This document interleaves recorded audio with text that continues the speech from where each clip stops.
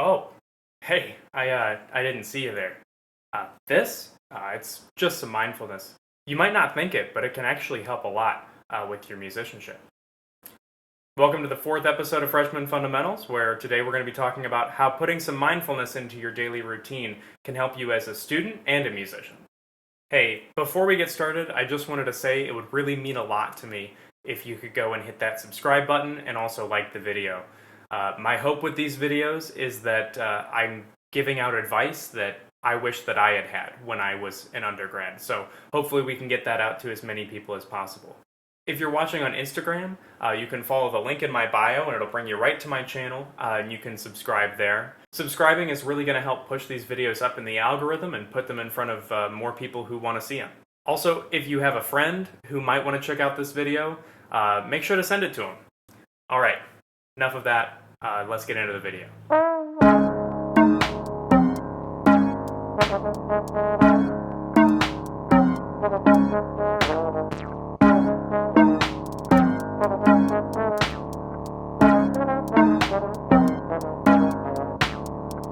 Mindfulness. It's a word that's been popping up more and more recently, and you might have been wondering what it can do for your practice life or just your life in general. But first, what is mindfulness? Well, it can look exactly like you think it does, just like the traditional meditation, but it can also take other forms, like you can go on a walk, go on a run, and practice mindfulness that way. You can practice mindfulness listening to music or even playing a musical instrument. At its most basic, mindfulness is paying attention to the present moment. If that seems a little simplistic, that's because it is. Mindfulness also has a bunch of other aspects like the reduction of self-talk, body awareness, but the primary thing is that present-oriented focus. Mindfulness practice has been linked with improvement in a number of physical and psychological disorders, but positive outcomes have even been seen in studies with healthy individuals. The practice is thought to improve attentional focus, so if you're consistently practicing mindfulness, it's more likely that you will be able to stay focused on one thing for longer, and you will be less susceptible to distraction. If you are a musician, this is an invaluable skill to train. I can attest as a trombone player that most of my job is sitting there and counting rests, at least in an orchestra. So being able to focus my attention on the not so pleasant task of counting to 45 or 80 or 150 sometimes, it's very important. Beyond that, even the act of performing a musical instrument requires an intense amount of focus. A slip in focus could lead to a break in your technique or a memory slip, so it's really in all of our best interests to improve our focus. If that was the only benefit, then I would still say that it was worth it. But mindfulness practice is also shown to increase your ability to regulate your emotional and judgmental responses. For a musician, this means that you're going to spend less time punching the wall in the practice room because you missed that high A. And it also means that you can listen to yourself in a more unbiased way. A lot of musicians are really easily put down by just listening back to themselves play.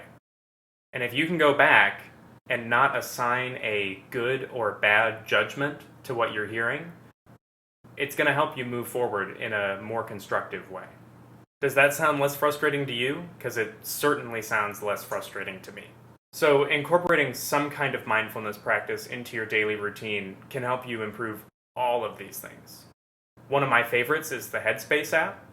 They have guided meditations from as short as 2 minutes to some that are over an hour, but I love that they go through and they'll teach you about the practice of mindfulness. Not to mention that they can just give you some relief after a stressful day.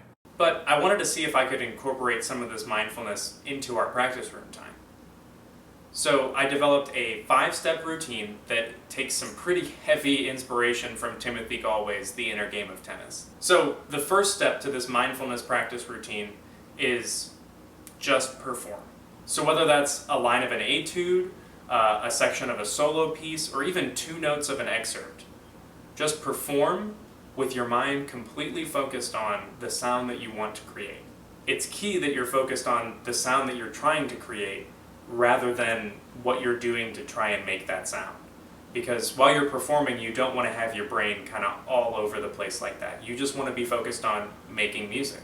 To help keep this focus, I would recommend recording yourself just so that you don't have to listen at the same time. It's best to do this in short segments because you might not go back and actually listen to it later if it's longer than, say, a minute. Once you've performed, whether recorded or not, the second step is going to be observing that performance non-judgmentally. I personally think that this step works a little better when you have a recording of yourself playing, but you can also do it based on the memory of the performance that you just gave. The key to observation here is that word non-judgmentally. And I'm not just talking Mean Girls here. You have to completely eliminate the concept of good or bad from your mind while you're doing this. You're only looking at and observing what happened, not your reaction to it or anything like that. Try to observe absolutely everything about what you just played. A good exercise for this is to try and describe every note, or even try and draw them out. Whether you're describing them with words, or pictures, or just visualizing, try and get it into some kind of non-musical context. So once you've done this, the third step is going to be visualizing your ideal sound concept again, and going through the same process of describing what your ideal is. Gently note some of the differences that you have represented, and start to think about what you can do to bring those differences in line with what your ideal is. Now, at this point, it can be really easy to start assigning good to the ideal and bad to what you just played. But resist this. Adding emotion into this whole process is really only going to distract you. Step 4 is to perform again. Now that you've accounted for all of the differences, you know where the differences need to be made and what the differences are. So just try it. And just like the first step, keep your focus gently on your ideal sound. I think it's important not to command yourself to make these differences. In fact, you might not even understand exactly what you're doing. The important thing is that you know what it sounds like and you know what it feels like to play it the right way. Step 5 is to repeat steps 2 through 4 ad nauseum, or until the piece sounds the way that you want it to sound. This kind of technique may feel a bit strange at first because you have to rely a lot on your subconscious. And it can be difficult because it requires you to maintain a present-oriented focus for the entire duration of your practice session, which is why a daily mindfulness practice might not be a bad idea. If you're feeling in a rut in the practice room, give this method a try. It taps into your brain's natural learning ability, and you might be surprised how quickly you learn using it. If you've read any of the inner game books, this all probably seems pretty familiar.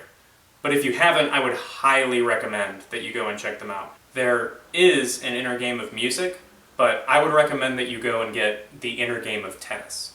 It's pretty easy to see how everything parallels, and the deconstruction of the learning process is just fascinating. It's also a fairly quick read that is 100% worth your time. So give this 5-step method a try and let me know what you think down in the comments below. Don't forget to subscribe for new episodes of Freshman Fundamentals every Monday. And if you like the video, hit that like button and share it with a friend. I'll see you all next Monday, and thanks for watching.